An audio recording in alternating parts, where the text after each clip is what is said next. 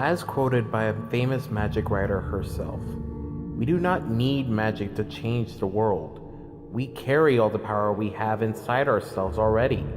We have the power to imagine better.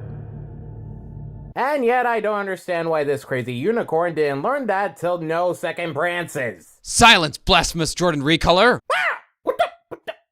Xaldin, what are you doing here? Oh, I'm one of Trixie's henchmen. Knowing this is going to backfire at me sooner or later, I thought might as well do this for fun. Are you being serious? This is for that duel in the cafe, isn't it? Maybe?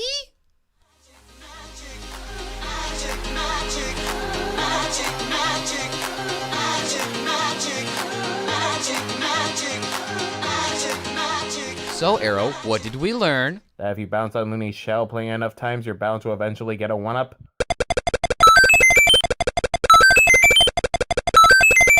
Ugh, no, that you don't mess with Trixie. Well, no offense, me no like Show Pony. Ever since her first debut, I have never liked Trixie.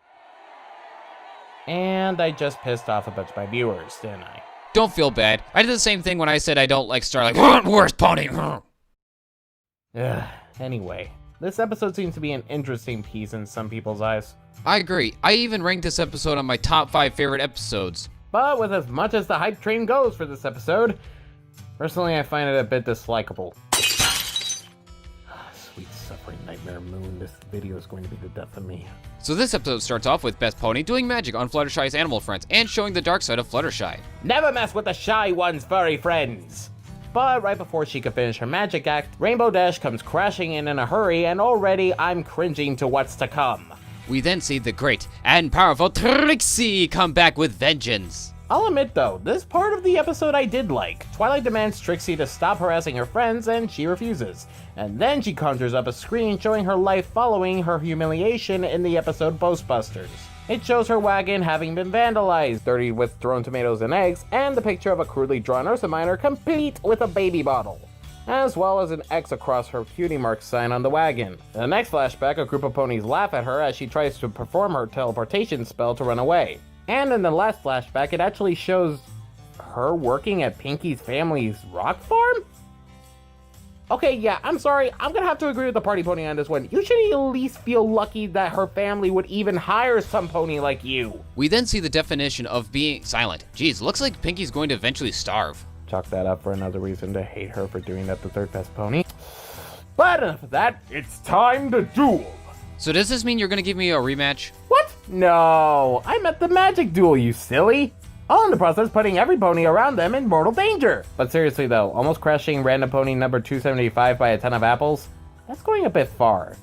Nice callback to the Parasprite though. Good, never liked those two anyway. Speaking of Dumber and Dumber, they end up being affected by Trixie's age spell, which only advanced unicorns can do. And Twilight attempts to do it, but sadly fails, and she's now banished forever! Arrow? Give me a minute. What? Okay, Alicorn Amulet or not, hello, Twilight, you know 3 freaking Alicorns that could easily give this girl her just desserts. I wouldn't mind a bit of mooncake, by the way. Well, keep in mind that Celestia is busy getting the royal guest to show how great Twilight's magic, and without Spike, she can't message her, and the train is in Ponyville, but she goes to another familiar face, Zecora, and tells her about Trixie, and offers her to teach her magic. Oh, so the other princesses can't just go check on Ponyville, seeing this snarky show pony enslaving all of Ponyville and completely humiliate the saviors of Equestria. And that's why Celestia's worst princess. Ugh. I will say this, though, the whole training scene with Zecora is something I was actually happy to see. Though it kind of made it seem like she was like Rafiki or Yoda teaching Twilight. I always thought that there were some things that Zecora could teach Twilight, like potions or even her view on magic. I agree. After we watched Twilight fail on Zecora's teaching, we cut back to the main 6 and doing research on Trixie's amulet, and to find out it's the Alicorn amulet, and in layman's terms, it makes you OP as hell and corrupts you. Bull! It might have made her a bit mad, but it was her jealousy and stingy goal to humiliate all of Ponyville because, once again I repeat this, of these 2 idiots! Although, I did find it clever when she baited Trixie into another magic duel as a rematch. The one you owe me? If I promise a rematch after this review, will you please let me out of this dang cell? Throw Starlight in your place and we got a deal. Only to teach her not to be friends with the show pony. It's nothing personal, Starlight. I just can't be in the same room as those two idiots. But if it makes you feel better, I know a certain lunar princess that's gonna kill me once after this review is over. Well, that takes care of Worst Pony. Back to the review. As the duel begins after the review. It begins how it ended in the last duel, the age spell. However, this go around, it appears that Twilight has her own little trinket now. So now Twilight performs an age spell on AJ and Rarity, and I will say so cute as little fillies, and starts performing more spells and makes Pinkie play multiple instruments. Okay, wait a minute. This is something I actually want to clear up with people who say this scene is impossible for even Pinkie to do. And though there is the saying, it's Pinkie Pie, don't question it, I can actually explain this scene. When Pinkie was playing this, yes, she has no mouth. But she did have a little squeeze ball to blow into the tuba, and her swaying side to side helps work the lever of the stick to play the drum, the tambourine, and the accordion. The only one I can't really figure out is the banjo, but I'll probably figure that out sooner or later. You wasted all that time explaining how a mouthless pony was able to play multiple instruments? Would you rather I go back to attacking Trixie? Would you rather go back to the cell with Snips and Snails? Fuck you.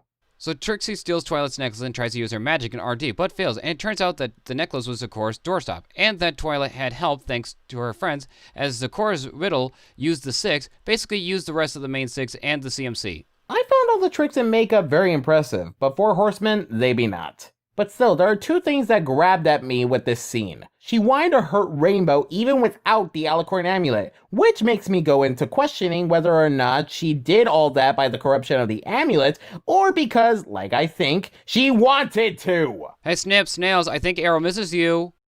The second thing is leaving a damn amulet to a frickin' zebra who has no locks on her door. Well, at least Starlight got blasted off too. Hold that thought. Okay, you can continue. Oh, come on! I'll get her next time. So we then see Twilight perform for the Royals, and Trixie ends some fireworks and says she's sorry for what she has done. And Twilight has forgiven her. And Trixie acting a little bit like herself and runs off. And Twilight poofs Pinkie's mouth back, and the episode ends. And that was Magic Duel. Would you mind going first? No problem. I thought this episode was great for Twilight's character development, and we get a few continuity moments here and there, unlike the episode that shall not be named. I as well thought this episode was fine. There are just a lot of things that... Oh, who am I kidding? This was so stupid! First off, she enslaved an entire town and humiliated/abused the ponies who have saved Equestria more than once. Second, and yes, I know that fans have run this through the ground multiple times in multiple episodes, but really I don't care. Where was Luna through this entire time when this was all happening? Okay, maybe I can accept the fact Celestia was with the other rulers in preparations, but wouldn't have either of them have noticed Twilight not getting back to them on their preparations? Third, did Twilight not even tell the princesses what she did? Why? She humiliated you! She banished you from your town! She was torturing your friends while you were gone! What is wrong with the judicial system of Equestria? There's a judicial system?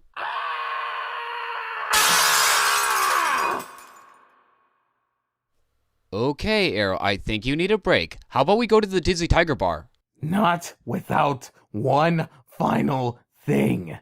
You! King of Hearts is light! All taken care of, Your Excellency. He may have saved you this time, Lulamoon, but I shall have my revenge! I'm the Traveling Arrow. Keep traveling on, every pony. And I'm Xaldin Wolfgang, and I don't have an outro phrase.